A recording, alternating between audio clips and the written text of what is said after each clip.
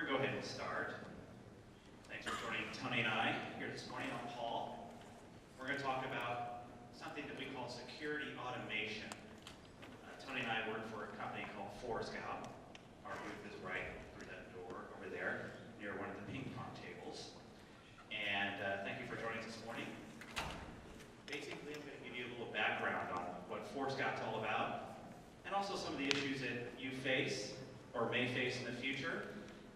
Essentially, how do you have visibility to everything that's going on, whether it's at your own home or at your corporate network or wherever you work?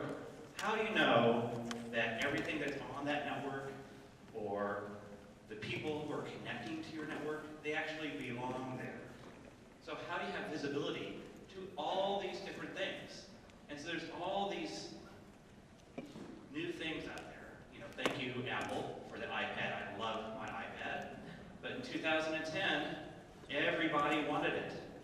Everybody wanted to use the iPad to connect to their network and get their email and stuff.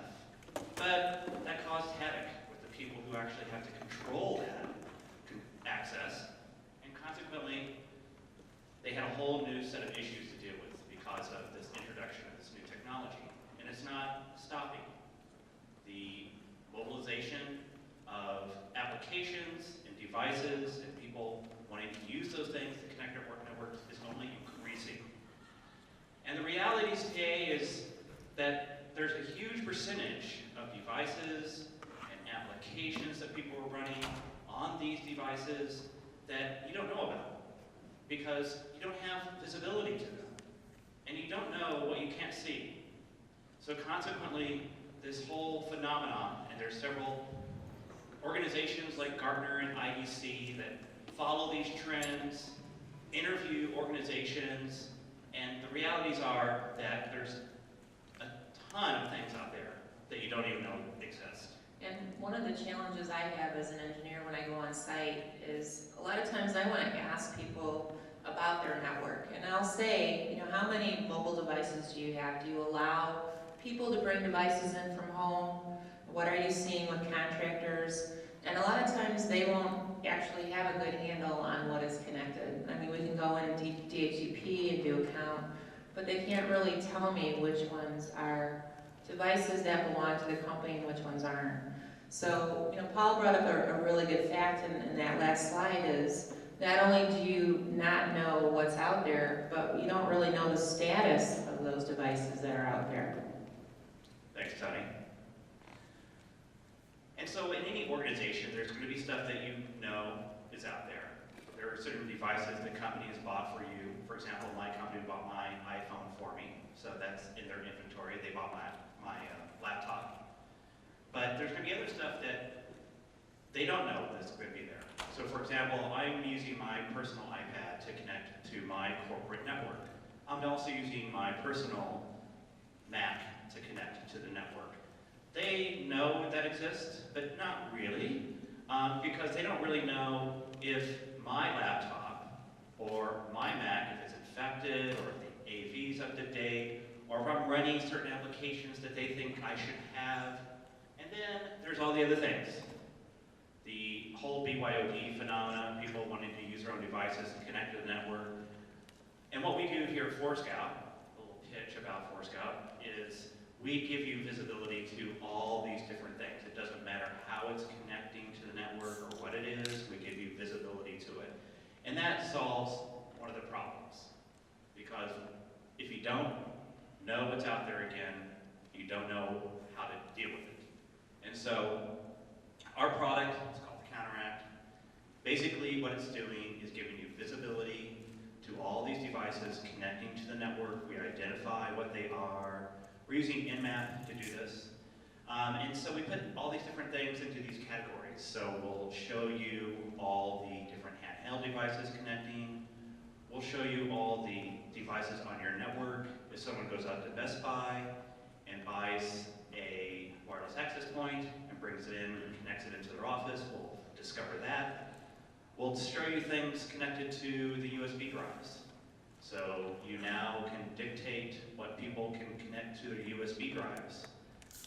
So down to the manufacturer of what that USB should be. And then we also provide you with policies that you can now control the access of all these different devices connecting to your network.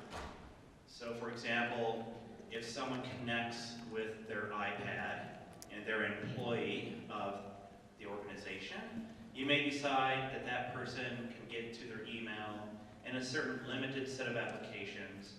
Whereas if it's a guest, we might decide that that guest can connect to the internet when I connect, or when that guest connects, and various other levels of policies, depending upon the role of the individual in the organization and or who they are, or if they even belong in the network.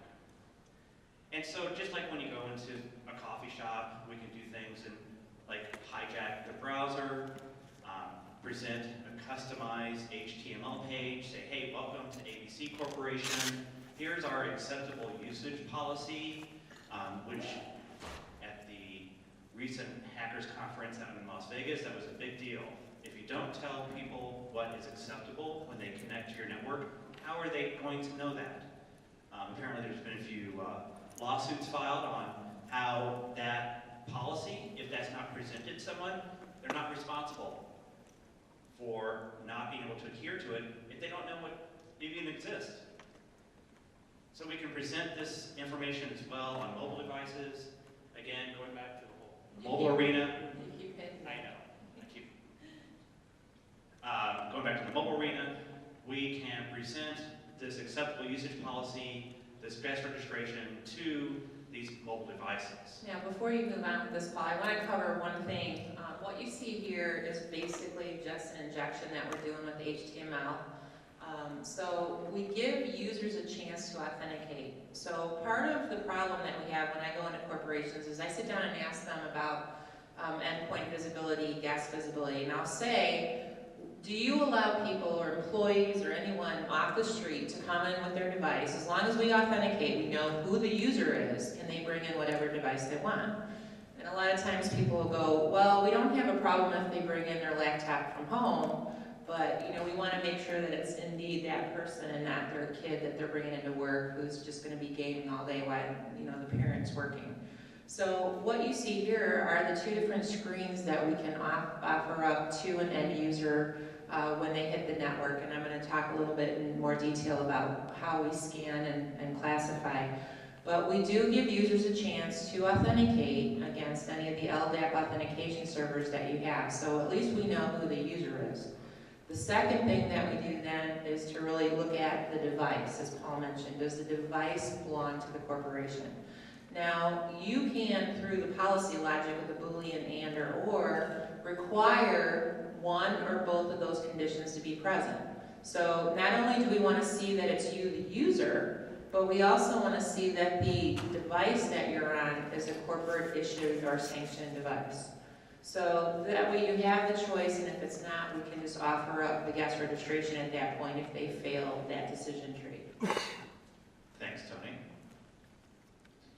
So these policies that you can create are there to help you adhere to all the various regulations, whether they're your corporate regulations or regulations that are put on you by external sources, whether it be the credit card companies or the government or whoever it might be.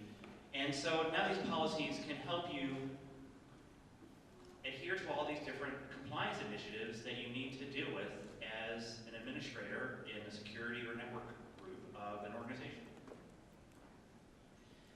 And now you can have visibility down to all the endpoints on the network. What's residing on those endpoints? What the applications are, whether their antivirus is up to date. You can now reach compliance levels down to the application level. Even now, like services running, ports that are open, etc. Now we're going to talk about threat protection, and I love this conference because I walk after booth after booth, and thank you hackers out there for keeping Toni and I in business, and thank you for helping Scout stay in business. This is one of the things that Scout started out as a young organization back in the year 2000. The way we deal with malware and threats and hackers is a little bit different other signature-based tools that are out there. And essentially, we're looking for these threats that are trying to connect to the network. And the product itself can sit either on the edge of the network out in the DMZ or internally inside the network. So we're looking for these threats both coming from the outside, off the internet, and then from the inside. Maybe someone who walks in with their laptop from home and connects inside the network, and we find that it's infected. And so we're talking with the network at various levels, looking at the traffic of the network. And so when we see this particular behavior occurring, essentially a reconnaissance coming from a hacker, and you guys know what you do. You do network service scans, net BIOS scans, that sort of thing. So when we see that reconnaissance, what we have to do is determine if that reconnaissance is legitimate or not. And in order for us to do this, we have to now engage with that hacker or that threat, that malware. And in order to determine if that's something that should be connected to the network or it should not be. So when we see this behavior, we start engaging with it. We're going to talk to that endpoint or that hacker or that malware and put out a mark. If that endpoint that's doing this behavior tries to connect to that mark, we know that this is nothing legitimate. No legitimate application or user would do this. And so it's basically what we do is we take an unused IP address, we create a virtual endpoint, and we give it all the attributes of a legitimate endpoint on the network.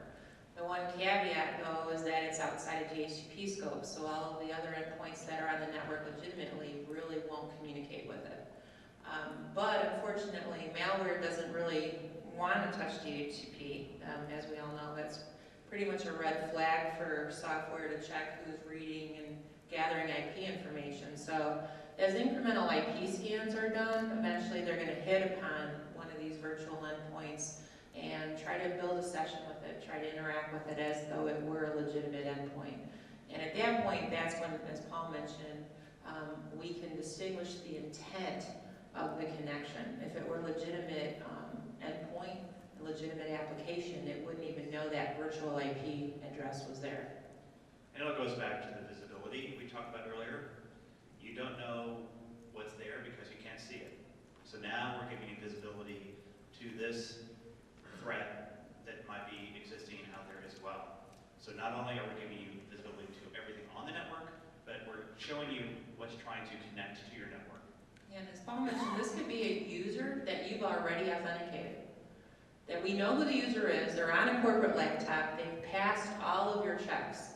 Maybe they've had a vulnerability scan, nothing popped up, and now we're seeing this. It could be an employee who's legitimately disgruntled and trying to get information. It could be a lot of things.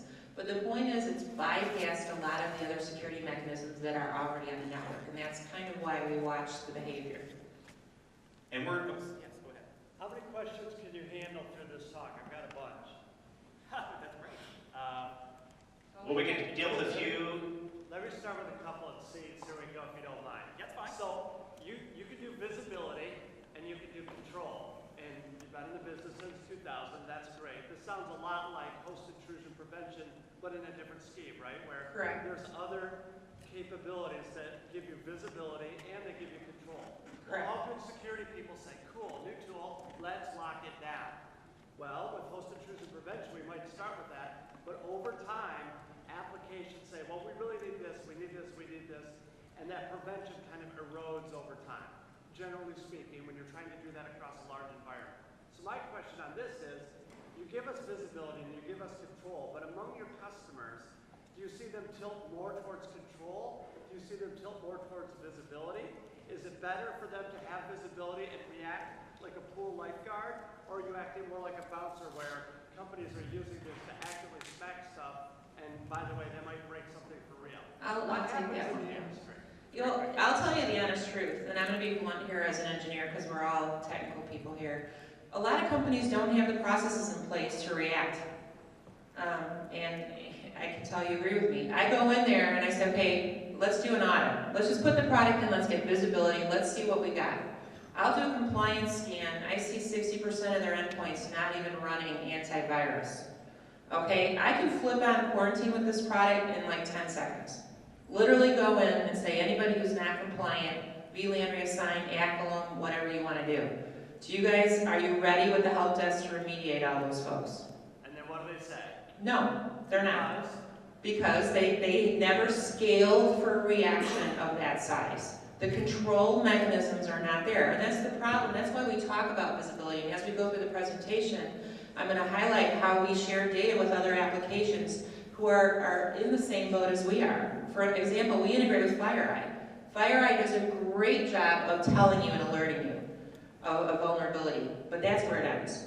We integrate with FireEye and actually can act on that. But again, it goes back to the same point. If we start putting people off the network, quarantining them, they're basically out of commission. They're not functional. And if I come in there and see a high level of non-compliance or a lot of visibility issues, most of the time they're not able to do the action. They can't. So then, all right, most all my questions are going to go away there, but as you go through this narrative, show us how we go from visibility towards establishing that control. That's where we want to get. Okay. We know we can't do it in one step, so what are the steps? Okay, We will help you with that. thank you.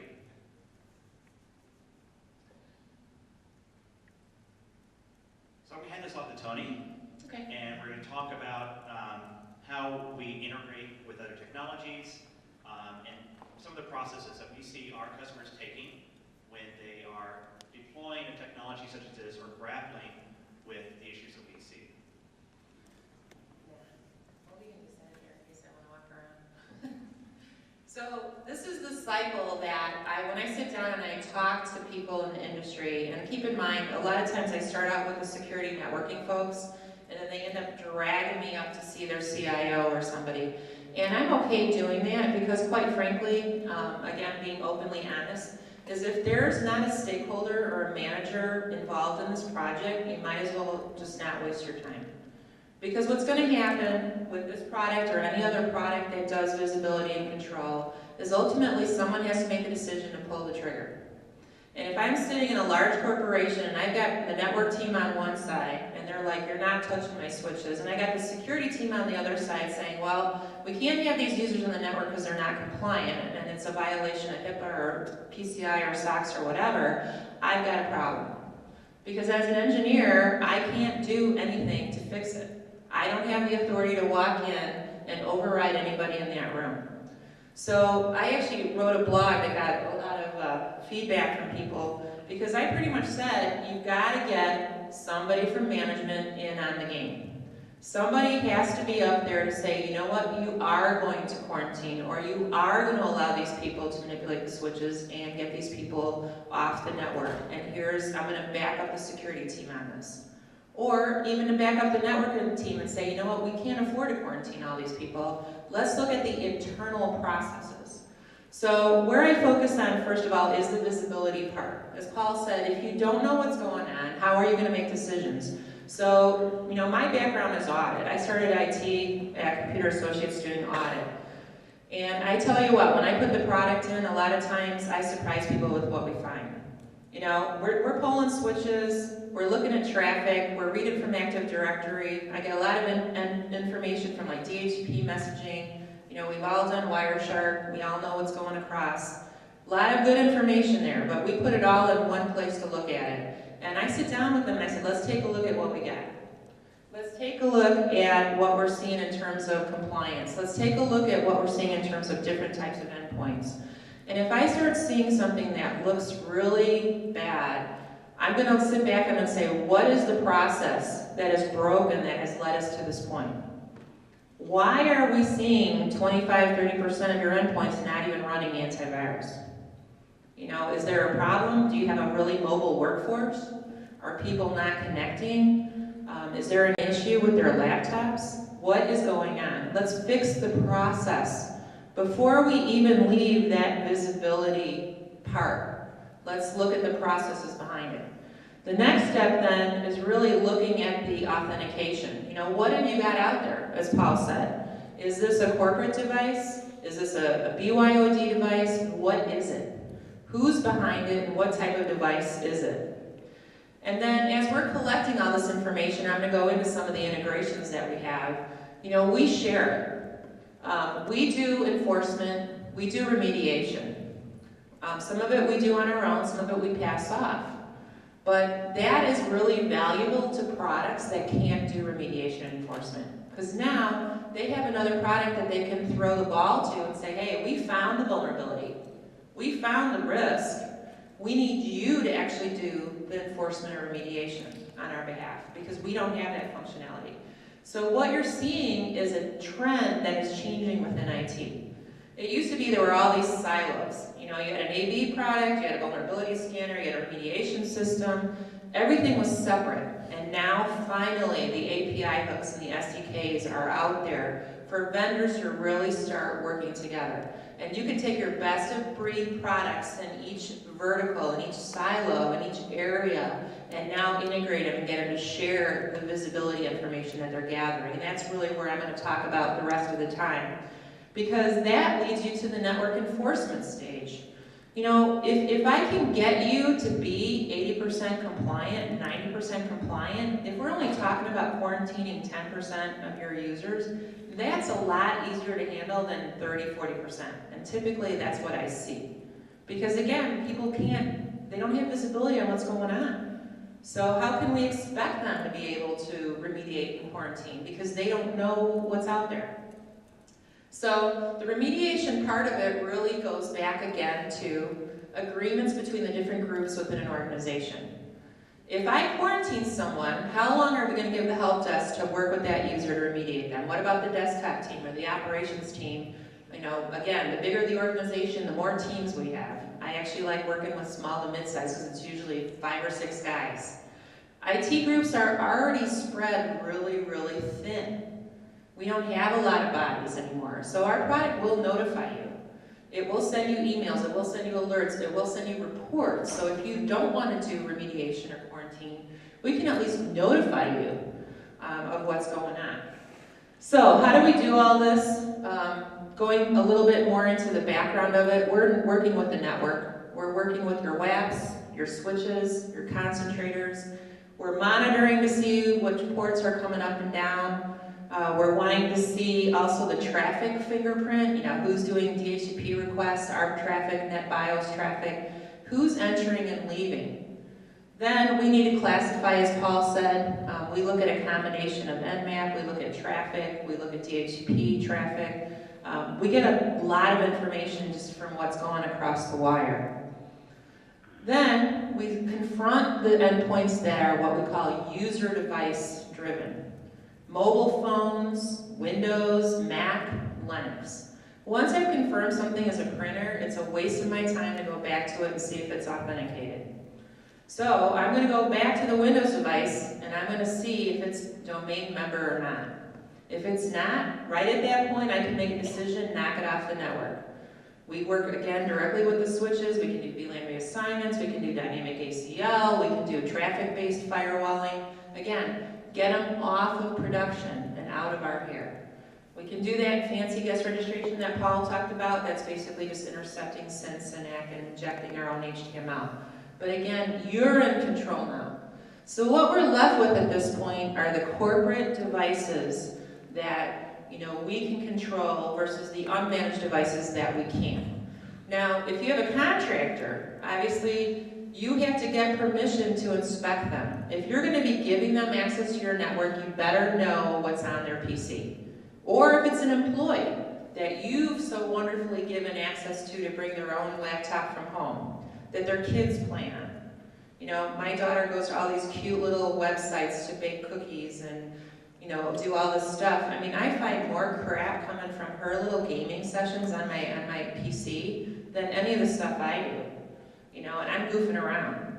But I get on the network and I see all this traffic coming from this one application, and it's this cute little cookie application that's going around and sniffing my network.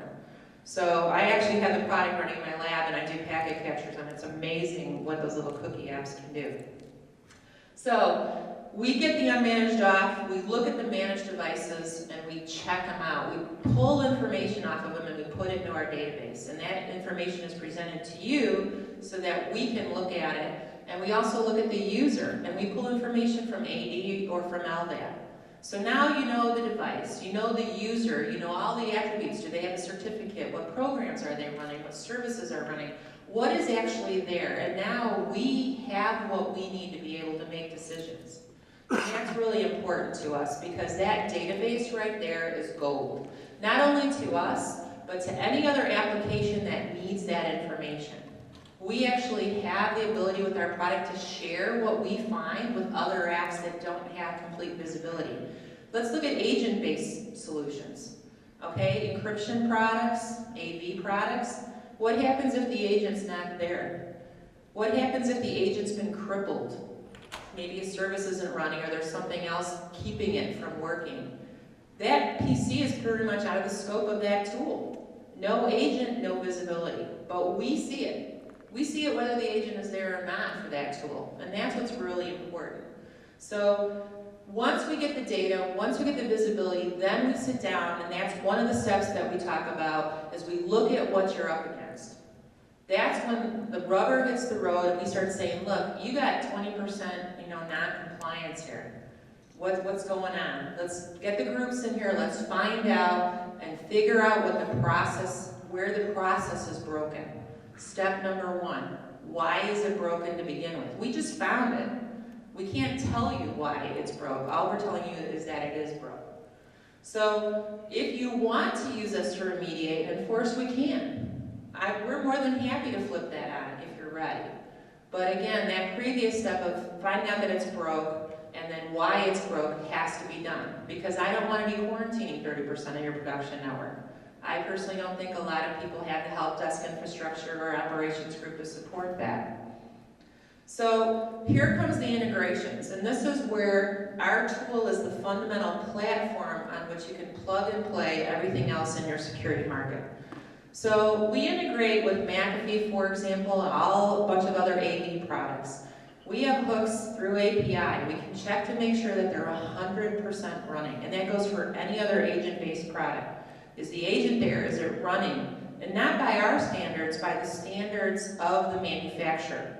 They tell us, you have to have this executable in this directory with this service and this registry key and this process, blah, blah, blah. We go through that entire list. We don't make it up, they tell us, and if they change it, they tell us that too. So we're up to speed on that. We integrate with all the different ways that the endpoint can connect. We're watching wireless. We're using 802.1x if they have it. If not, we're not. We integrate with directory databases. So you like all the data that we're collecting? Fine, we'll push it out to any other database you've got. You have another product that does something great that you want us to leverage in terms of making a decision. They have visibility maybe into something else. We don't do layer 7. We're at layer 2, layer 3. You want us to talk to a layer 7 application and have a layer 7 application tell us, hey, this guy is going out of bounds. We'll quarantine that guy on behalf of the layer 7 app. That's really what visibility is. We have it, other products have it, now let's share it with each other. Same thing with the SIM products. SIM has come a long way. I remember the days when, if you got SIM duty, it was horrible. Going through all those messages, figuring out how to sort them, which ones were critical, which ones were not critical. Every product had different SIM record structures. No one said everything the same way. It was real hard to make a mess out of it. Plus there were like thousands of them coming in every hour. So it's really gotten much better. There's a lot of really sound products out there. And we integrate with SIM. I'm going to talk a little bit more about that as we go through the presentation. And the same thing with the vulnerability assessment tools. Gotten much stronger. Again, you're seeing best of breed in all these different areas. And what's nice now is with our product and the other companies, we're starting to work together to complement each other. The silo thing is going away. It has to go away because we don't have the bandwidth to have all these different products all overlapping with each other. It's a waste of time and it's a waste of money on our part. So let's talk a little bit about McAfee and agent-based tools. So where they fit into the whole scheme is as we're doing the visibility and getting information, we're looking at the endpoints. We're seeing, is there an agent there? Is the agent running? We're pushing information over to McAfee and getting information from McAfee. And same with any other agent-based solution. When we go through and we get the information that we push and pull, we're then making decisions about enforcement. So McAfee can come back to us and say, you know what, we do compliance, this endpoint isn't compliant, we need you to do enforcement on our behalf. So we took two products. Our product that does network access, has visibility of all the endpoints coming on and off the network, and married it with a product family that not only has compliance, but also has their own SIM. And we put it together so it's seamless sharing of data between the two. So what happens at a high level is you've got Scout communicating with the network, again at layer 2, layer 3. Then you've got McAfee coming in with their Nitro product, or ESM, the event manager, and EPO, looking at the endpoints. And like any other SIM, the SIM product's getting feedback from all these other applications that are telling on endpoints that are misbehaving too. So we're basically the enforcement remediation arm for EPO and ESM. Let's take a look at vulnerability assessment. Here's another integration. Where does that fit in the cycle? Same place. We go in and we look at endpoints, but you know what? We're layer 2, layer 3. We're not looking at apps. We're not looking at behaviors outside of the threat protection Paul talked about. We leave it to the big guys in the space. So we will share information and push information to them. Hey, FireEye, we saw an endpoint over here that just came on the network, and we're seeing some threat information come from it. Or FireEye will come back to us and say, you know what, this guy is a high risk on the network and we need to be able to get him off or remediate or quarantine. So how does this come together? For example, with Nessus, we can come in here and basically trigger a scan. So what you see on the right-hand side over here, this is all of our policy stuff from our GUI. So we actually can go ahead and start a scan and then send a record, a Ceph record, back to the product to notify what we've done in terms of remediation. So if Nessus finds something, we can actually remediate, quarantine, and then send a Ceph record back to tell them the loop has been closed. So we trigger a scan, we create policies on how to act on the result of the scan based upon the Nessus policies. We report on what we find, we report on the status, and we basically push data back to Nessus. So now, not only are both products doing what they're supposed to do, but they're also sharing the status of the endpoint the entire time. They're a vulnerability, we remediate, we quarantine, we tell Nessus we took care of it. So it's again a symbiotic relationship between the products. So when you go in and actually look at the data through the API that we have set up, we have what we call a property list. That's basically our API hook between the products. And you can go in and you can maximize exactly what you want to look at. You can look at the severity. Maybe you want to make a decision to only quarantine or remediate based upon severity. We can do that. That's real easy to do, and that's usually what I recommend, going back to that whole control thing again. If you've got a lot of people who are not current or who are vulnerability on the network, are you ready to fix everybody at the same time? Chances are you probably aren't. FireEye works the same way. You know, they do the malware detection, they send alerts to us, we quarantine the network. That's very basic. As you start getting more and more proficient with your integration and your processes internally, now we can start doing impact assessment. Again, we're agentless, so we go out there, we check out the endpoint, we make sure that the infection is not spreading and hasn't taken hold. We can do a quarantine even down to the level of only quarantining if the infection has actually taken place. Now, it's up to you if you want to take that chance and wait for the infection. Some of them are a lot harder to get off. But again, you're in control now. You have the visibility to not only see that the infection is there, but you have the right to wait until the infection actually starts to take hold on an endpoint if you want.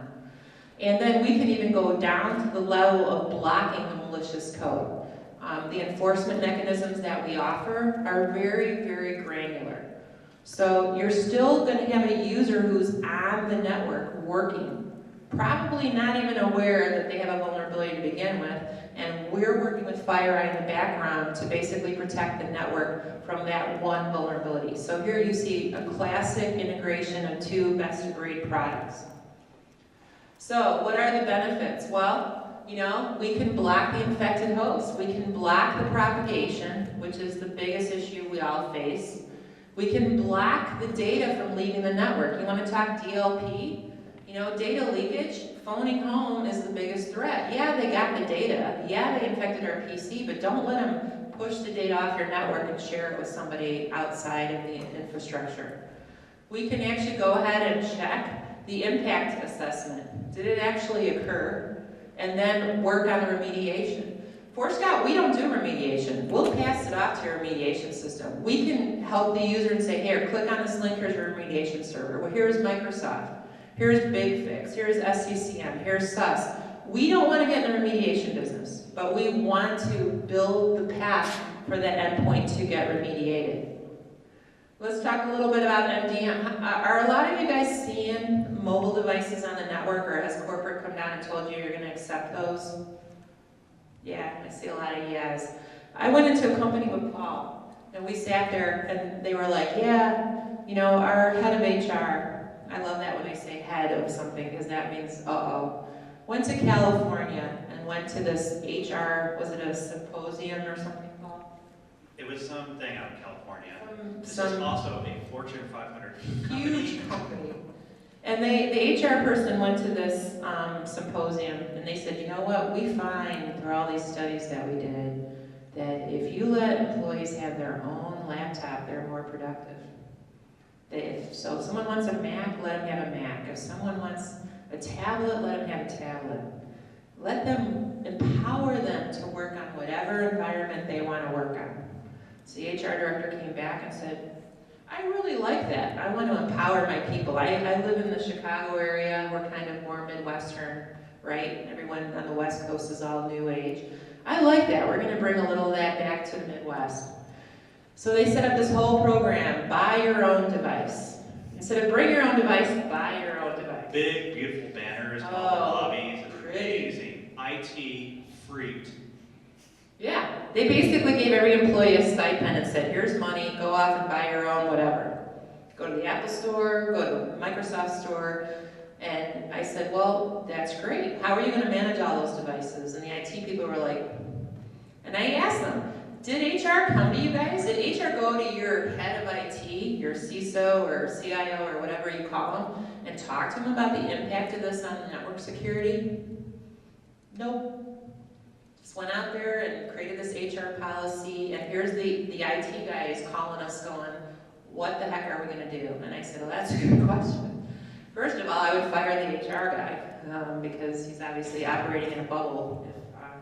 But you know, it's a great philosophy, but BYOD is here. And this was, what, 2 years ago? Maybe? 3 years ago. 3 years ago? Before BYOD was a buzzword. Now it's everywhere. So what has cropped up in our little IT world now is MDM. You know, the Magic Quadrant for MDM Gartner just started, what, 2 years ago? 2 years ago. 67 vendors in this space right now. You know, like every other new market, everybody wants to control the mobile phones. So what we basically did is we worked and decided to integrate with the MDM vendors because you know what? They're here, and for right now, I don't think they're the most secure. When I was at Black Hat, I sat in on a session of hacking MDM. Right after the session where I learned how to hack into my own smart TV. So I went home and quickly locked that down. But basically what they did was they had good on the screen, and they stayed a split screen. And then they had their own laptop on the other half. And good's famously known for their containerization and secure document storage. So they basically showed the vulnerability when the guy was opening and downloading the containerized doc. He intercepted it and opened it locally on his laptop in the other window. And then of course he said, well, this isn't good. This is nothing against good. We can do this with every MDM. And I just sat there and good guy ran up on stage and goes, but we fixed it. So we all know how that works, you know, they fix it, we break it, they fix it, we break it. But the bottom line is everybody's putting all their money into MDM, and there's still a long way to go. It's a new market, people are buying up other people in the market, etc. But what we did was we hitched our wagon to the people in the Magic Quadrant, people who have proven their technology. So basically what we do, these are the 4 or 5, you notice good isn't on there yet. They basically don't have any API hooks. They decided that their product is so good, hence the name, that they don't want to integrate it with anybody. So we're working on that right now. But what do the MDM products do? The MDM products hook into your back-end infrastructure. You know, people, when you buy an iPhone or iPad like Paul did, what did you want access to, Paul? My email. Email. Most of the time that's what people want, email and calendar. That's it. That's, you know, they're not going to access corporate data most of the time except email, but you know, we know about data leakage. So they integrate on the back end with authentication with their BlackBerry Web server, all of that. And then they obviously support all the different mobile devices. So what we do is we piggyback on top of what they do. We don't want to design agents for every single mobile OS out there. So we leave it up to the MDM guys to do that. At the same time, the MDM guys have to enroll every single device that's been approved. Talk about a nightmare, map whitelisting. You know, this is an application that controls mobile devices. And again, like any other agent-based solution, if there's no agent there, they can't see it. So they look to Forescout. Why? Because we see, again, we have visibility into every device that's connected, whether it has an agent or on it or not. So what we do is we're monitoring the wireless access points. So when our little Android buddy hits the WAP, we see it, and we classify it and go, oh, it's a mobile device. So we pass it over to the MDM server and say, what do you want to do with this guy? The MDM server turns around and says, yeah, we don't really want this guy on the network, so we knock him off. We basically will use 802.1x in the wireless, or we'll use SNMP, whatever you want. Now, let's say the MDM guy comes back and says, you know what, let's enroll him. He's one of the good guys. So we, at Forescout, actually assist with the enrollment process because we do a captive portal. So we get that endpoint to go through the enrollment process and get that cute little MDM agent on that mobile phone. Once the agent is in place, the agent does what it does best. Again, we don't want to reinvent the wheel. The agent gets out there, does a full scan of the mobile device, gets all the applications, all of that information about that mobile device, and sends it back to the MDM server, which promptly assesses the compliance level and tells Forescout, you know what, he's good or he's not good. So we can go through and again make a decision based upon what the mobile agent is. And now in the Forescout product, we have eyes and ears on the mobile device. So not only can we tell you all the apps running on your wired side, like your Windows devices, we can tell you all the apps running on your mobile devices too, all from the same screen. That's again the beauty of visibility that's shared between products. Also, if anybody wants a few Blackberries, I have a few in my desk drawer. Just give me your address and I'll mail them to you. No, don't take them. He's a sales guy. God only knows where they've been. So SIM works the same way. SIM, we're basically share information. You know, we feed information when we have a policy. We find someone who's not compliant, we feed the information over to the SIM. The SIM's also getting tons of information from every other product out there. And it does what it does best, and if it finds somebody who's vulnerable, it's going to come back to Forescout and say, you know what, I found a high-risk endpoint, I need you to remediate them or quarantine them. So again, we offer part of the equation, and they offer the other part. Now to go full circle on the control part, all of these products that I talk about are typically managed by different groups within organizations. So what I do is go one integration at a time. We'll integrate with SIM first, and we'll go through the entire process of assessing what high risk we've got, are we going to quarantine, are we going to remediate, what are we going to do? Then we hop over to FireEye, then we hop over to encryption or McAfee agent-based stuff. So we pick our fires one at a time, and that a lot of it depends on the different groups that you find within companies. If it's one IT group that manages all of them, that's so much easier than if I got to go to all these different groups because they all have their own little power domes going on and they all want control. So I'm going to pass this back over to Paul. So I'm done with the technical part. He's going to wrap up with who we are. Thanks, Tony. talk a little bit about who our customers are, but basically who we are. At the beginning, I mentioned we've been around since the year 2000. We're currently a private company, and in 2006 is when we introduced our network access control software. That's the product we've been talking about today. All the integration that we've created has happened over the last 7 years with those other organizations. And today our customers include organizations like the U.S. Army, the U.S. Air Force, large Fortune 500 companies. A lot of companies, to go back to the question that came up from the gentleman back there, when they put their product in, they never, ever turn on any enforcement. I have an account that, right away, I have an account that's been using our product for a few years, that's down in St. Joe, Michigan, and they simply wanted to have visibility. That's all they wanted. They were buying companies up in China and elsewhere, so they put the product in. The software sits in their data center in St. Joe, and from there they're able to see all 65,000 devices or whatnot that are on their network worldwide. Because we're talking with their switches, seeing those endpoints connect, and do that classification. And that was a huge benefit to an organization where the staff sits down in St. Joe, but is responsible for a worldwide organization. And now we have over 1,400 customers using our technology. Other accounts include SAP, just a big worldwide rollout of our product. A lot of financial institutions. Healthcare, of course, is a big vertical market for us. Healthcare is unique in that the type of device that's on a network such as that is so varied. A lot of clinical devices. Again, they just want to know what's on the network. We have been analyzed and rated by a lot of the guys out there who do this for a living. The Gartner Group has put ForScout up into their leaders category. For the second year in a row, we're up there with Cisco. So there's a bunch of people in the market.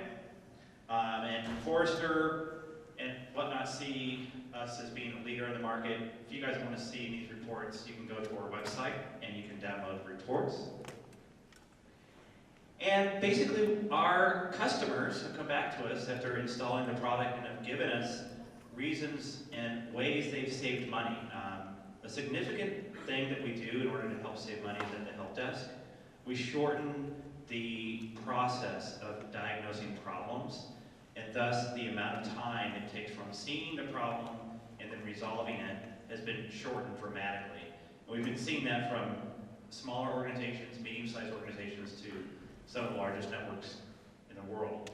And we also now give you exactly what your assets are. We can tell you exactly what the hardware is out there. Is it Lenovo? What the NICs are? So if you want to do a hardware inventory in addition to seeing what the applications that are out there, we'll give you an inventory horizontally across the network. Huge benefit that you see it all from one pane of glass now. And Toni and I are out over there, so if you guys want to come by and talk with us, we'd be more than happy to talk with you. If you want to learn more about the technology, we'd be happy to go into that too. But thank you all for joining us today. Yeah, we also have eval versions of the appliance, physical or virtual available. Even if you're not looking at buying NAC, put it in, play with it, take a look at what's on your network, and you might just find some stuff that might justify a NAC project anyway. And our business partners, we sell our product through several types of channels. They're always looking for strong individuals who are very knowledgeable about hacking, pen tests, vulnerability assessments, that sort of thing. So if any of you out there are looking for a job or have a friend who's looking for that job, come over and talk to us. We can hook you up with some of the people who are out there looking for experienced people, or even people who don't necessarily have a lot of experience, but need the strong technical assistance. So thanks for your time. Have a